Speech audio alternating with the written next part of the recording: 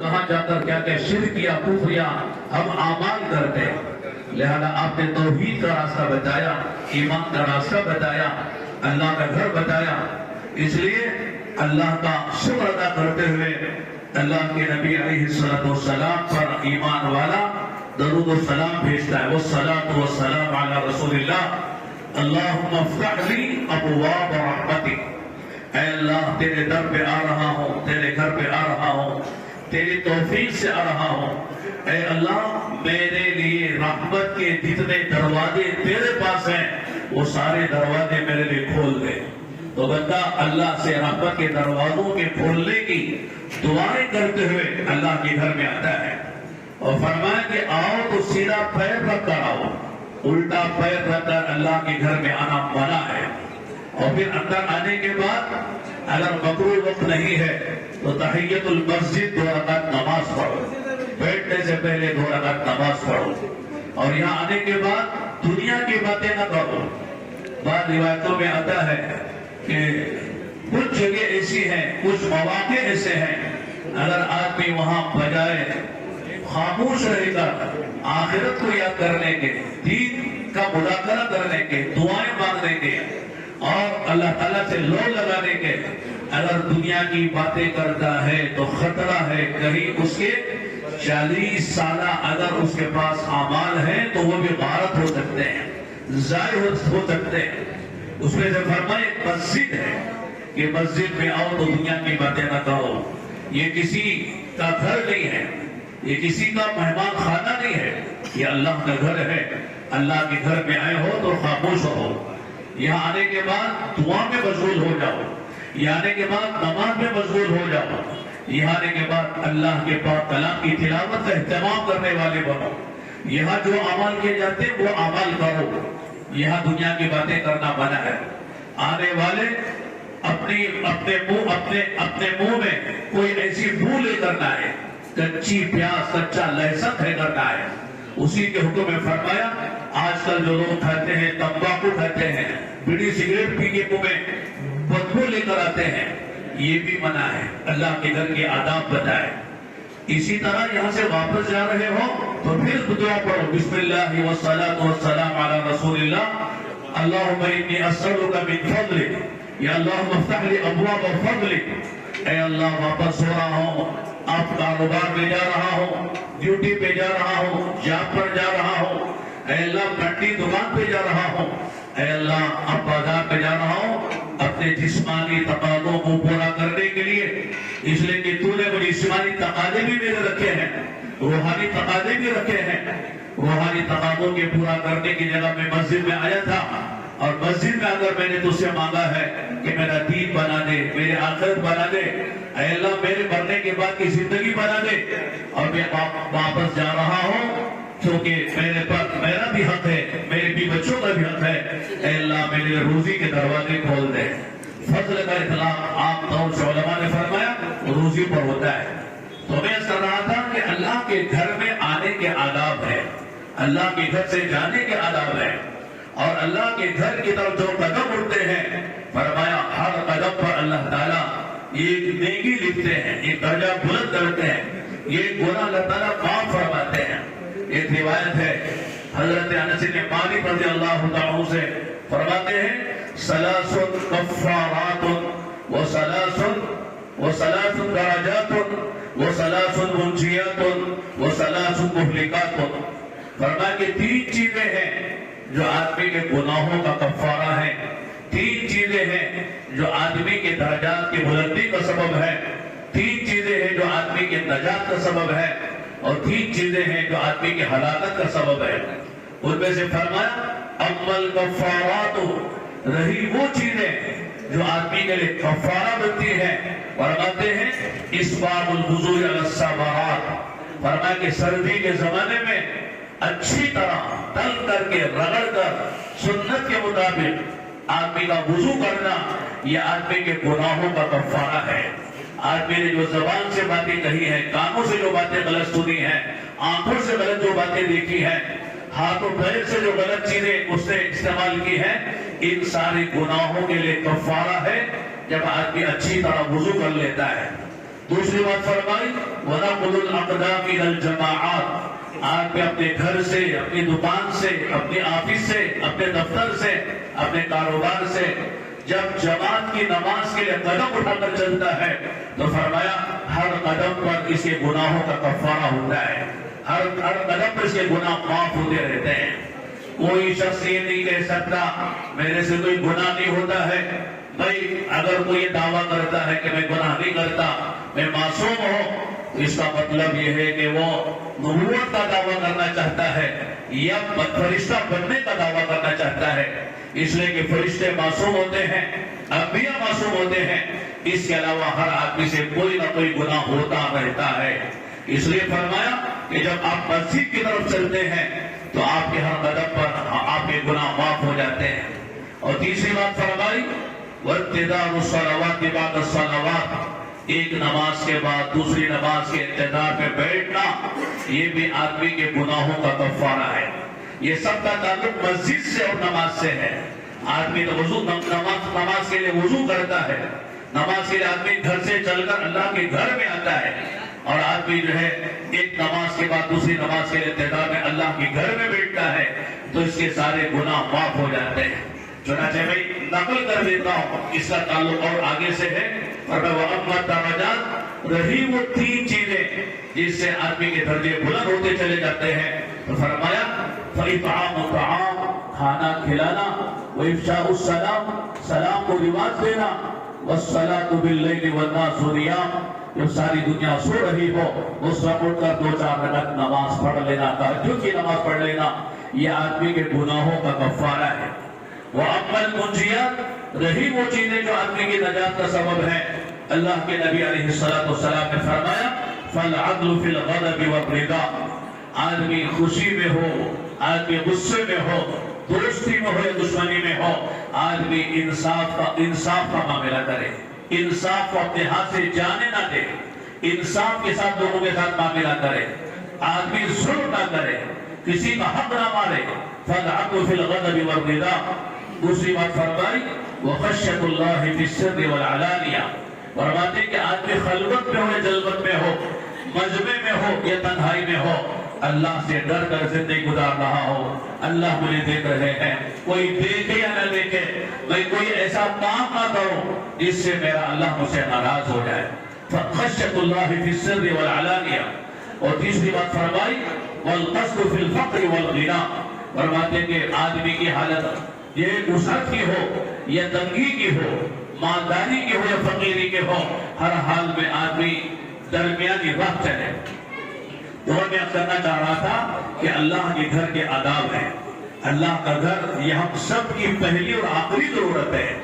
اللہ کے نبی علیہ السلام نے مکے سے ہجرت فرمانے کے بعد مدینہ منورہ پہنچ کر آپ نے اپنے حجرے بھی بنائے۔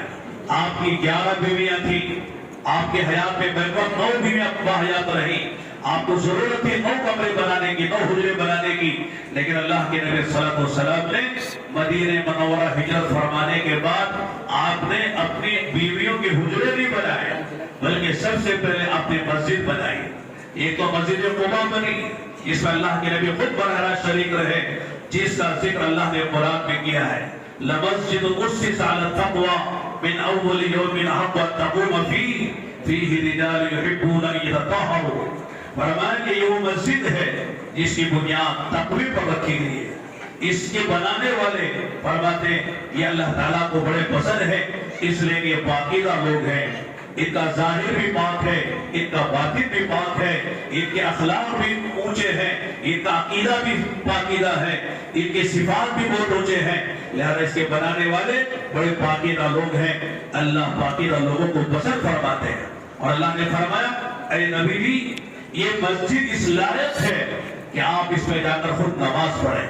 اللہ نے اپنے نبی کو اس مسجد میں نماز پڑھنے کا حکم دیا ہے، چنانچہ اللہ کے نبی علیہ السلام ہر سنیچر کو آپ مسجد قباء تشریف لے جاتے تھے،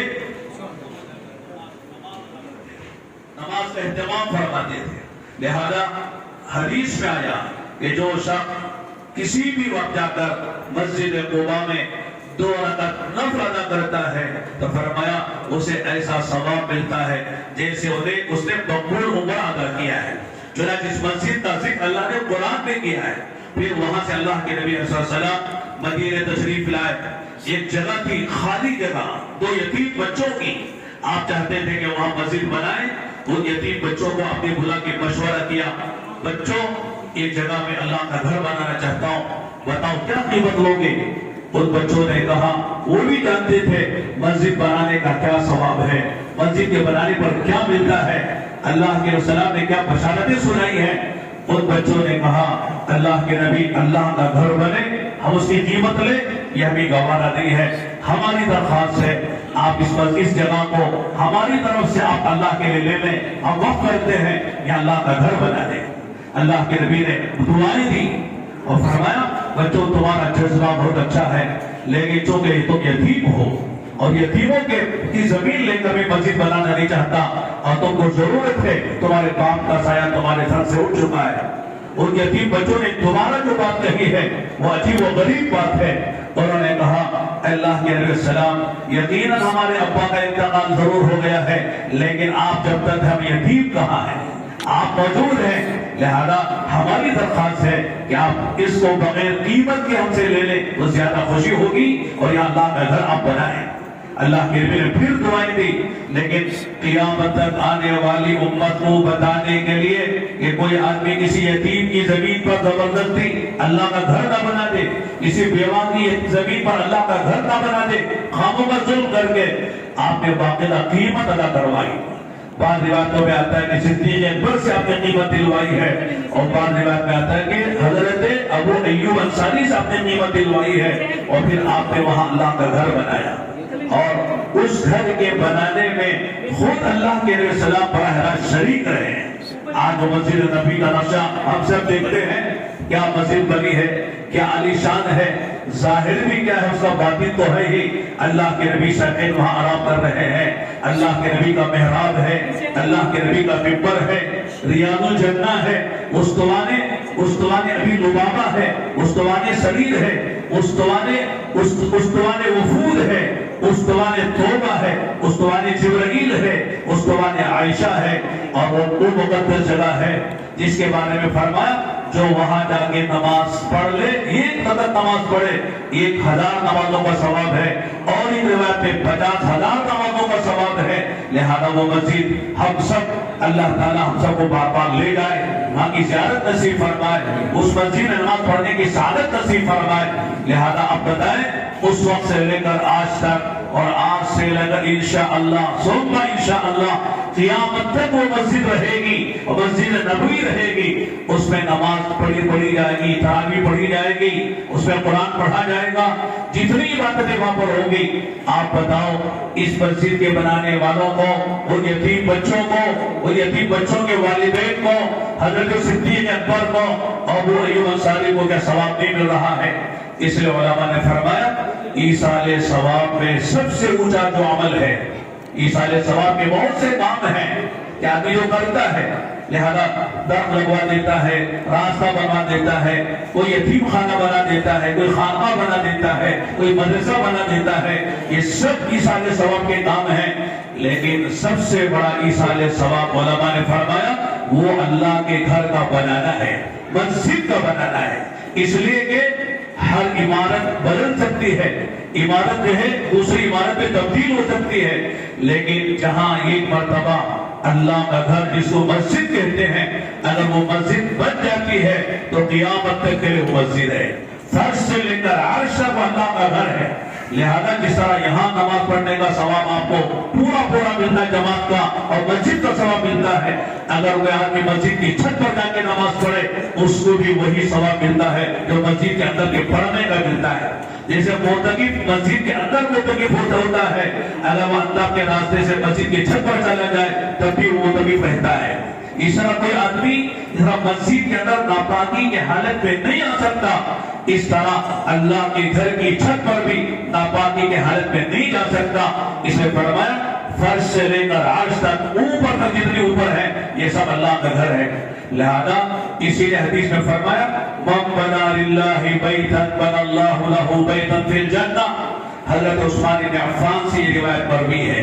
حضرت عثمان بن عفان نے اپنے زمانے خلافت میں جب مسجد نبوی کی توسیع کی، اس کی تشیید کی، اس کی تجدید کی اور اس کو وسیع بنایا، خوبصورت بنایا، شاندار اس کے پلر لگائے، دیواریں بنائی، چھت لگایا، نشر و نگار بھی کروایا، تو بعض لوگوں نے کہا کہ آپ نے اللہ کے نبی کی مسجد میں شیخین کے زمانے کی مسجد میں رد و بدل کر دیا، چھوٹی کو بڑی بنا دیا، پرانی کو نہیں کر دیا، کچی کو پکا بنا دیا، سادگی میں فرق آ گیا.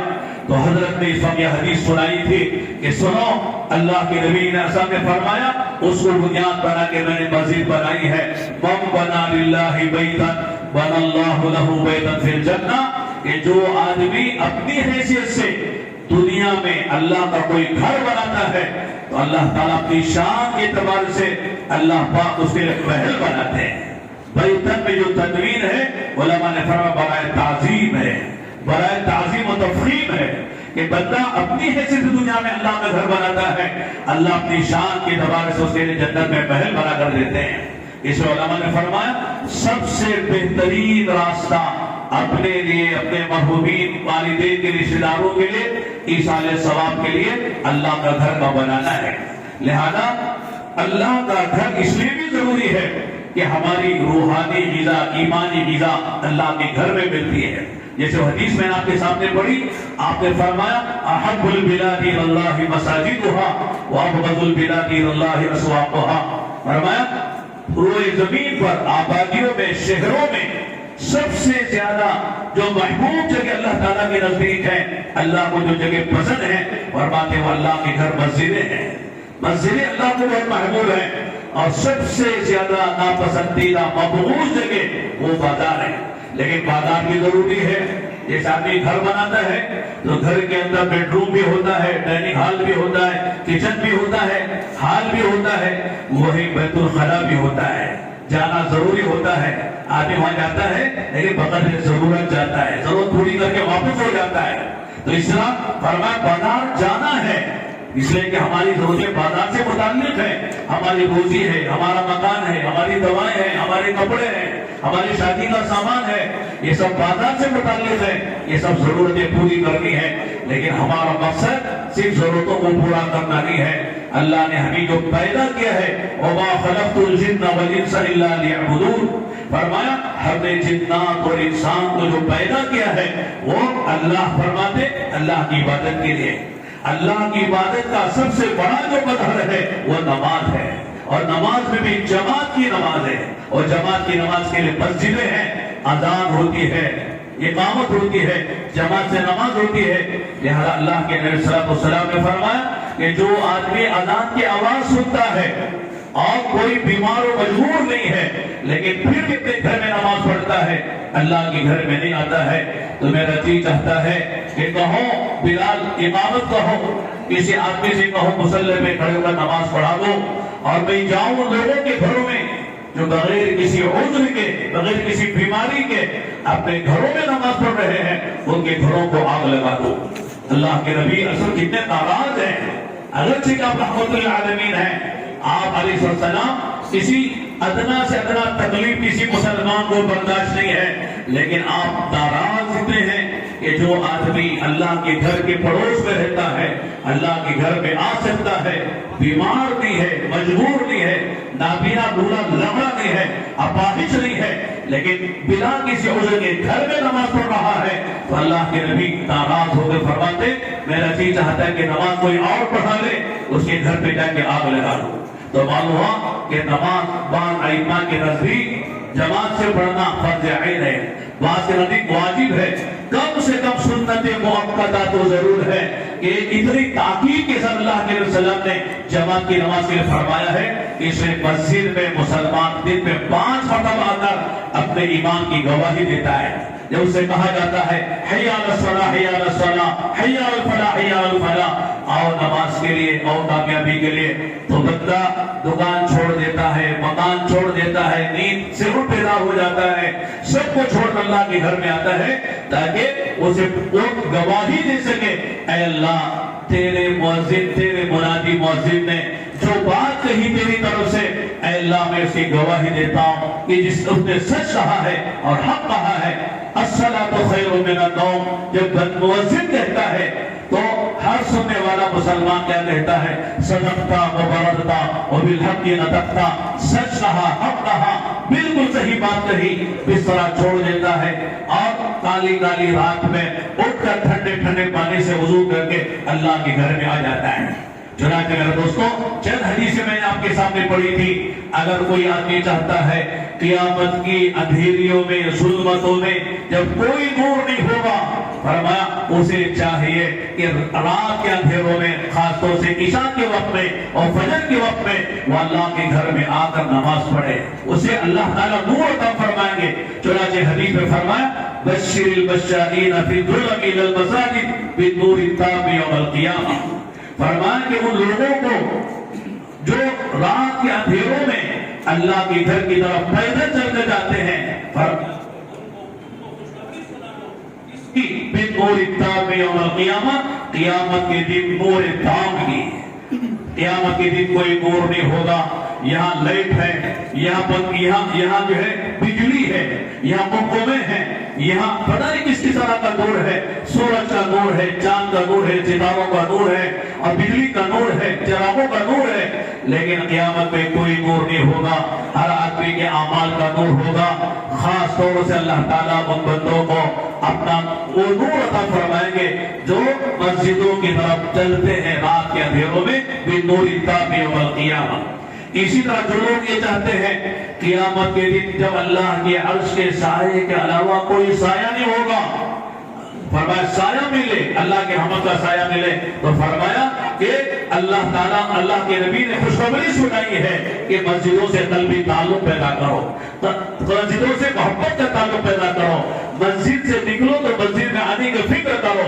سبعۃ یظلھم اللہ فی ظلہ یوم لا ظل الا ظلہ، منهم رجل قلبه معلق بالمسجد اذا خرج من حتى رجع الیہ، فرماتے مومن و مسلمان جب اللہ کے گھر سے نکلتا ہے پھر واپس آنے تک اس کا دل مسجد ہی میں لٹکا ہوا ہے۔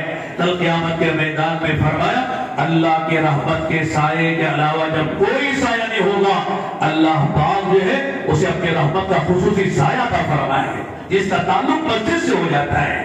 اسی طرح حدیث میں اللہ کے نبی علیہ السلام نے فرمایا کہ جو لوگ یہ چاہتے ہیں کل قیامت کے میدان میں ان کے لیے جنت میں جنت نزل یعنی جنت کی مہمانی ان کے لیے تیار ہو، اللہ کی طرف سے جنت کی مہمانی ان کا سامان کے تیار ہو جائے، تو فرمایا ان کو چاہیے کہ صبح و شام جب موقع ملے مسجد میں آ جائیں، صرف نماز ہی کے وقت میں نہ آئے کہ نماز کے وقت چلے گئے، کہ نماز کے علاوہ بھی مسجد میں گزارنے کا ماحول بناؤ، آ جاؤ مسجد میں قرآن پاک کی تلاوت کرو، آ جاؤ مسجد میں دعاؤں کا اہتمام کرو، آؤ مسجد میں بیٹھ کر کسی کتاب کا مطالعہ کرو، نفلی نماز پڑھو، اور جو تمہارے قدر بری نماز نمازیں پڑھو، یا کچھ نہیں کر سکتے بیٹھ کر اللہ اللہ کرو۔ فرماتے جو بندہ کثرت میں صبح و شام اللہ کے گھر میں آتا ہے، اللہ پاک اس کے لیے جنت میں مہمانی کا نظام کرتے ہیں۔ جب وہ جائے گا تو پتا چلے گا اتنی مرتبہ میں مسجد میں گیا تھا، اتنی مرتبہ اللہ نے میرے لیے جنت میں مہمانی تیار کی ہے۔ اس لیے میرے دوستوں ہم سب کی پہلی ضرورت اللہ کا گھر ہے۔ اللہ کے گھر میں مسلمان کا جی لگتا ہے۔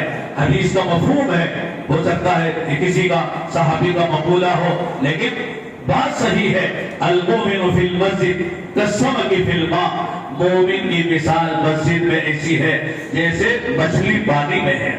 جب تک مچھلی پانی میں ہوتی ہے اس کی زندگی ہے، اس کی نازندگی ہے، اس کی حیات ہے۔ اگر پانی سے نکال دو مچھلی کو کیا حل ہوتا ہے؟ اگر آپ کہیں مچھلی کو ہم جو ہے غلاف میں بیت اللہ کے لپیٹ دیں گے، مخمل کے کپڑے میں لپیٹیں گے اور سونے کے بکس میں رکھ دیں گے، اگر مچھلی کو زبان ہو، اس کی زبان ہم سمجھیں، وہ زبان حال سے کہے گی کہ میری حیات کا تعلق نہ مخمل کے کپڑوں سے ہے، نہ بیت اللہ کے غلاف سے ہے، نہ سونے کے صندوق سے ہے، مجھے تو میرا پانی واپس کرو یا مجھے پانی کے حوالے کر دو، وہی میری زندگی ہے۔ فرماتے بالکل اسی طرح ایک مومن کی ایمانی جو زندگی ہے، فرمایا وہ اللہ کے گھر سے ہے، اس کا ایمان یہاں بڑھتا ہے، اللہ کا تعلق اسے ملتا ہے، فکر آخرت پیدا ہوتی ہے۔ فکر آخرت پیدا ہوتی ہے، جنت کا شوق پیدا ہوتا ہے، جہنم کا خوف پیدا ہوتا ہے، اعمال کا شوق پیدا ہوتا ہے، دنیا کی محبت اس کے اندر سے کم ہوتی ہے، اور آدمی کی پوری زندگی اسلامی بنتی ہے جب آدمی اللہ کے گھر میں کثرت سے آتا ہے۔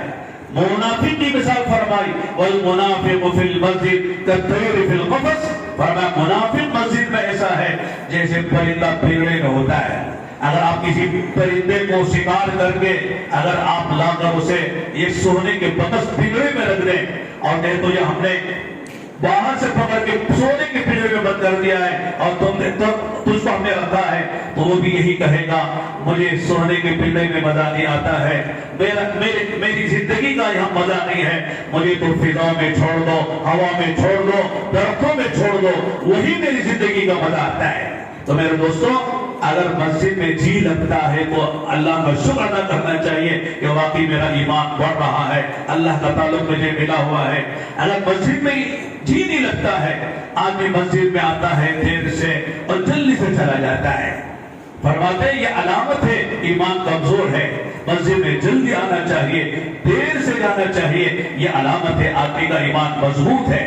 ایک آیت نے مثال دی کہ عجیب بات کہی تھی کہ صحابہ کے زمانے میں اگر کوئی آدمی کسی سے ملاقات کے لیے جاتا تھا، بولا عبد الرحمن موجود فی البیت، عبد الرحمن گھر میں ہے، تو کہا جاتا کہ نہیں ہے، این ذہبا، کہاں چلے گئے، کہا مسجد گئے ہیں، متی یرجع، کب لوٹیں گے، لا ندری متی یرجع، معلوم نہیں ہے مسجد گئے کب آتے گی، کتنی دیر میں آتے ہیں، کیا نفلیں پڑھیں گے اور کیا قرآن کی تلاوت کریں گے، کیا دعائیں مانگیں گے، کون سے دین کے تقاضے ہیں معلوم نہیں ہے۔ مسجد گئے، اگر ملنا تو مسجد چلے جاؤ، واپس آنے کا کوئی ٹائم نہیں ہے۔ اور اس کے برخلاف عبد الرحیم صاحب ہیں کہ نہیں ہے، کہاں گئے، بازار گئے ہیں، کب آئیں گے، بس 5-10 منٹ کی بات میں آنے والے ہیں، بازار گئے ہیں، ضرورت سے گئے، واپس آنے والے ہیں۔ یہ تو صحابہ کے زمانے کا معمول تھا، حال تھا۔ ہمارے زمانے میں کیا حال ہے؟ عبد الرحمن صاحب ہیں، کہاں گئے ہیں، مسجد گئے ہیں، کب آئیں گے، بس 5-7 منٹ کی بات ہے، بس سلام پھیرتے ہی دعا کی بھی نہیں مانگے کہ واپس آنے والے ہیں، لہذا جلدی سے آپ انتظار کر لو، 10 منٹ کی بات ہے، بس آنے ہی والے ہیں۔ اچھا بھائی عبداللہ صاحب ہیں، کہاں گئے کہ معلوم، کہاں گئے، بازار گئے ہیں، کب آئیں گے، معلوم نہیں، بازار گئے ہیں، کب آتے گی، کون سا وقت ہے، ان کا کوئی ٹھکانہ نہیں ہے، رات 11 بج جاتے ہیں، 12 بج جاتے ہیں، دوپہر کا کھانا بھی وہ شام کھاتے ہیں، رات کا کھانا 12 بجے آگے کھاتے ہیں، بازار گئے، معلوم نہیں کب آنے والے ہیں۔ یہ آج کا ماحول بنا ہوا ہے۔ اللہ کے نبی صلی اللہ علیہ وسلم نے امت کو مسجد والا بنایا تھا، ہمارے سارے بازار مسجد کے تابع تھے۔ آج اللہ ہمیں فرمائے ہماری مسجدیں بازاروں کے تابع ہو گئی ہیں، بازار والے جو مسجدوں پہ حکمرانی کرتے ہیں۔ تو میرے دوستوں، لمبی چوڑی بات کا موقع نہیں ہے، ماشاءاللہ بہت شاندار اللہ کا گھر بنا ہے۔ مولانا اللہ تعالیٰ جزا خیر دے، ان کے دوستوں کو جزا خیر دے، بہت دیر کر بھی طبیعت خوش ہو رہی ہے کہ واقعی اللہ کا گھر ایسے ہی ہونا چاہیے۔ حضرت عثمان بن عفان نے یہی کہا تھا کہ بھئی اللہ کے نبی کے زمانے میں ہمارے گھر کچے تھے، اللہ کا گھر بھی کچا تھا، ہمارے گھر چھوٹے تھے، اللہ کا گھر بھی چھوٹا تھا، ہمارے گھر سادہ تھے، اللہ کا گھر بھی سادہ تھا، اب تمہارے گھر تو عالیشان بن جائے، محل بن جائے، حویلیاں بن جائے، اللہ کا گھر اسی طرح رہے، یہ کیسے ہو سکتا ہے؟ اللہ کے گھر میں آؤ تو سکون ہونا چاہیے، اللہ کے گھر میں تو جی لگنا چاہیے۔ تم چھوٹا اللہ کا گھر بنا دو، اپنے گھر محل جیسا بنا دو، تم کو اپنے گھر میں جی لگے گا، اللہ کے گھر میں کہاں جی لگے گا؟ اللہ کے گھر بھی ایسا بناؤ کہ آئے تو واقعی جیسے مسجد نبی میں کوئی چلا جاتا ہے تو واقعی باہر نکلنے کو جی نہیں چاہتا، جی چاہتا گھنٹوں بیٹھا رہے، اس لیے کہ ظاہر بھی اس کا ایسا ہے، باطن بھی اس کا ایسا ہے، روحانیت ایسی وہاں پر ہے۔ لہذا میرے دوستوں، اللہ کا گھر بھی عالیشان ہونا چاہیے۔ چنانچہ آخری بات میں اثر دیتا ہوں، اللہ کا گھر بنانے والے بنا دیتے ہیں باتوفیق بندے، لیکن اس کے بعد کی جو ذمہ داری ہے وہ ہم سب کی بن جاتی ہے، اللہ کے گھر کو آباد کرنے کی۔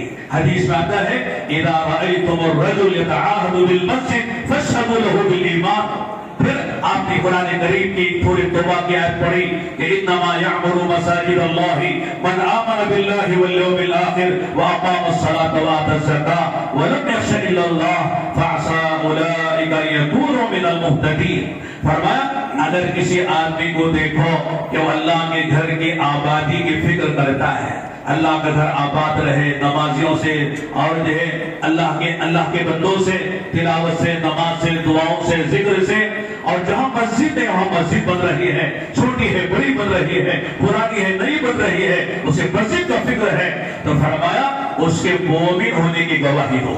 اگرچہ کہ ایمان دل میں ہوتا ہے، نظر میں آتا ہے، لیکن ایک غیر محسوس چیز کو محسوس حرف کرنا چاہتے ہو، غیر مشاہد کو مشاہدے میں لانا چاہتے ہو، تو فرمایا یہ دیکھ لو اس بندے کو مسجد سے خصوصی تعلق ہے۔ مسجد چھوٹی تھی بڑی بنانے کی فکر میں ہے، پرانی تھی نئی بنانے کی فکر میں ہے، محجور تھی غیر آباد تھی اسے آباد کرنے کے فکر میں ہے، تو فرمایا فَاشْهَدُوا لَهُ بِالْإِيمَانِ، اس کے مومن ہونے کی گواہی ہو۔ اتنی بڑی بشارت ہے، کتنی بڑی خوشخبری ہے کہ جو آدمی مسجد سے تعلق اس طرح کا رکھتا ہے وہ اللہ کو منافق نہیں ہو سکتا ہے، اس لیے کہ منافق بھی تو زبان سے کلمہ پڑھتا ہے، معلوم نہیں ہوتا کہ یہ کون ہے، اندر سے کیا ہے باہر سے کیا ہے، لیکن ایمان والا ہی مسجد کا فکر کرتا ہے، مسجد کو آباد کرنے کی فکر کرتا ہے۔ لہذا اس پر ہم سب کی بڑی ذمہ داری بنتی ہے کہ مسجد کو آباد رکھیں، مدرسے کو آباد رکھیں۔ مسجد مدرسوں میں دین کا علم سکھایا جاتا ہے اور مسجدوں میں اس پر عمل کیا جاتا ہے۔ مسجد عبادت کی جگہ ہے، مدرسہ تعلیم کی جگہ ہے، مدرسہ بھی ہماری ضرورت ہے، مسجد بھی ہماری ضرورت ہے۔ مسجد مدرسے کا تعاون کے ساتھ کام چلتا ہے۔ اللہ نے قرآن میں فرمایا وَتَعَاوَنُوا عَلَى الْبِرِّ وَالتَّقْوَىٰ، نیکی اور تقوی کے کاموں میں ایک دوسرے کا تعاون نہ ہو۔ فرد کچھ نہیں کر سکتا جب تک ایک دوسرے کا تعاون نہیں ہوگا۔ اللہ کے نبی نے اللہ سے دعا کی تھی، اے اللہ میرے دین کو عمر بن خطاب یا عمرو بن ہشام ابو جہل کے ذریعے سے میرے دین کو قوت عطا فرما۔ تو معلوم ہے کہ ایک دوسرے کی تعاون کی ضرورت ہے، تعاون دینا بھی ہے، تعاون لینا بھی ہے۔ جس کی جو صلاحیت ہے وہ صلاحیت اللہ کے دین کے لگائے، اللہ کے دین کی بقا کے لیے، حفاظت کے لیے، اشاعت کے لیے، اس کی دعوت کے لیے، اس کی تبلیغ کے لیے جس کی جو صلاحیت ہے لگنا چاہیے۔ ورنہ میرے دوستوں بڑی بڑی عمارتیں بن جاتی ہیں لیکن اگر فکر مستقبل میں نہیں ہوتا ہے تو وہ عمارتیں مرثیہ خواہ بن جاتی ہیں۔ میں ایک بات کہہ کے بات کو ختم کرتا ہوں۔ یورپ میں ہم گئے تھے، 8-10 ملکوں کا سفر ہوا تھا، اسپین جانا ہوا۔ قرطبہ غرناطہ صوبہ ہے اسپین کا، قرطبہ شہر ہے، وہاں جامع قرطبہ کے نام سے ایک بہت شاندار مسجد بنی تھی آج سے 1000 سال پہلے تقریباً۔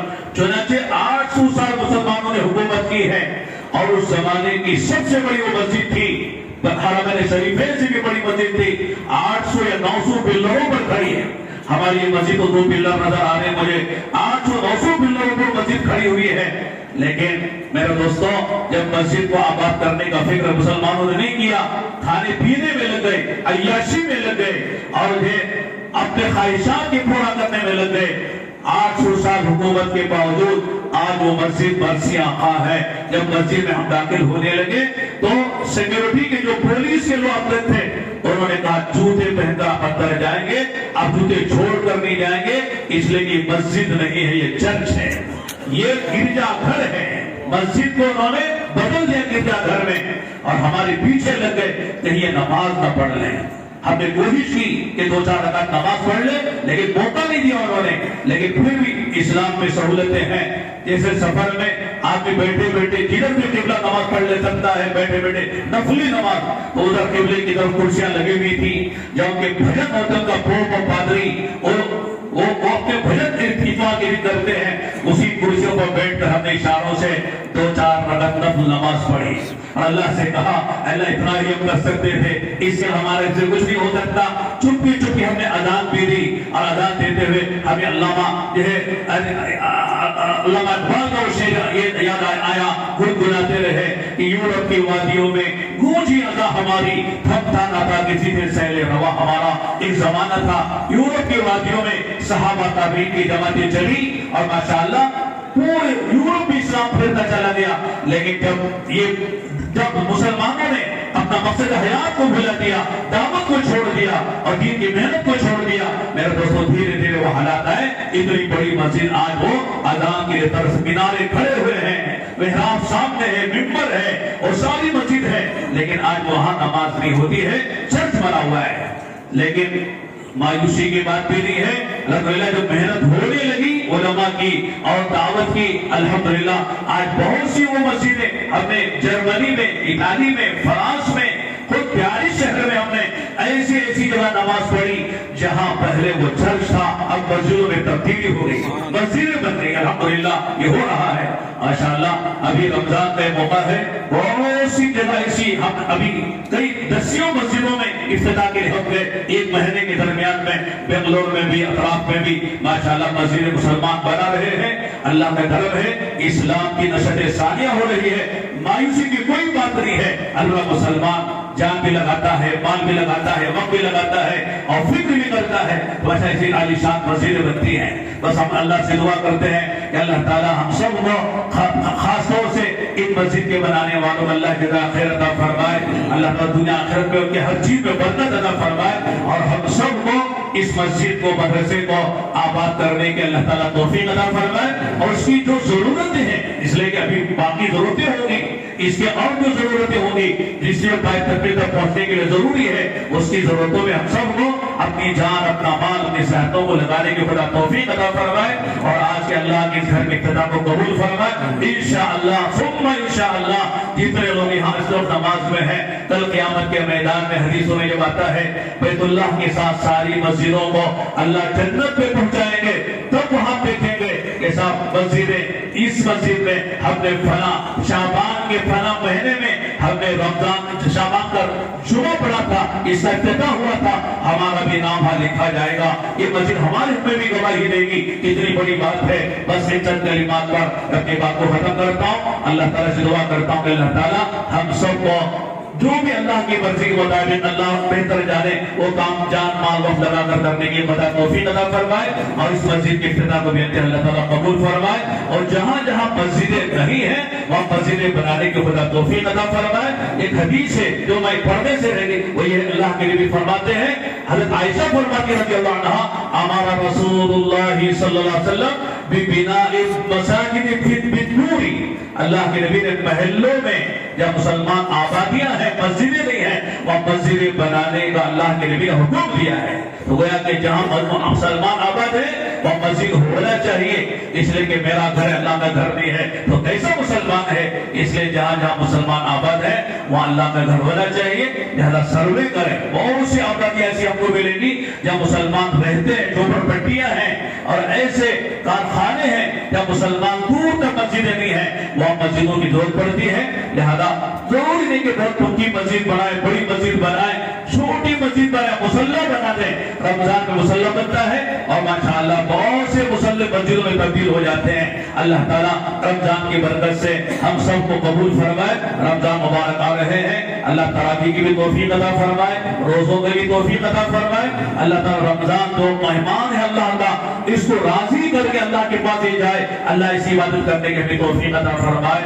وآخر دعوانا الحمد للہ رب العالمین.